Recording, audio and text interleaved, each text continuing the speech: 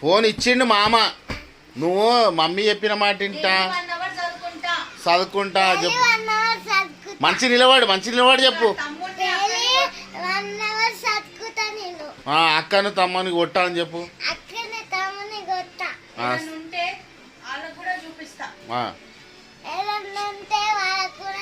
Share చేస్తా video, అప్పుడప్పుడు చూపెడతా, ఫోన్ చూపెడతా అని చెప్పు.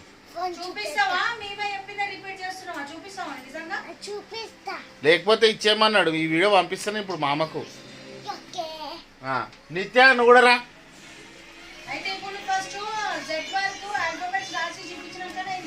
నువ్వు వీడియోలో చెప్పు. తమ్ముడిని చెల్లెని సతాయించను చెప్పు.